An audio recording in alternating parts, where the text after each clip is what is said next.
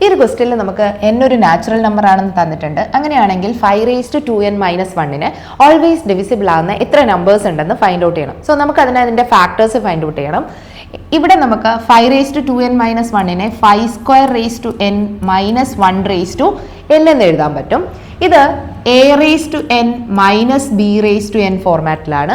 a⁻n-b⁻n n ഒരു natural number ആണെങ്കിൽ അത് ഓൾവേസ് a-b കൊണ്ട് ഡിവിസിബിൾ ആയിരിക്കും.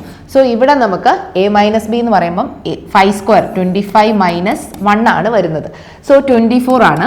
സോ 24 കൊണ്ട് എക്സാക്ട്ലി ഡിവിസിബിൾ ആവുന്ന നമ്പേഴ്സ് എല്ലാം 24ന്റെ ഫാക്ടേഴ്സ് കൊണ്ടും ഡിവിസിബിൾ ആണ്. സോ നമുക്ക് total number of factors find out ചെയ്യാൻ ഇതിനെ പ്രൈം നമ്പേഴ്സിന്റെ എക്സ്പോണന്റ് ആയിട്ട് എക്സ്പ്രസ് ചെയ്യാം. സോ 24നെ നമുക്ക് 2³ × 3⁻1 എന്ന് എഴുതാം. പ്രൈം ഫാക്ടേഴ്സിന്റെ എക്സ്പോണന്റിനോട് 1 ആഡ് ചെയ്യുക. സോ 3 + 1 4 × 1 + 1 2. സോ 4 × 2 നമുക്ക് 8 ആണ് കിട്ടുന്നത്. സോ 24ന് 8 ഫാക്ടേഴ്സ് ഉണ്ട്. ആ 8 ഫാക്ടേഴ്സ് കൊണ്ട് നമുക്ക് ഈ 5⁻²n-1 ഓൾവേസ് ഡിവിസിബിൾ ആയിരിക്കും. So option D is the correct answer.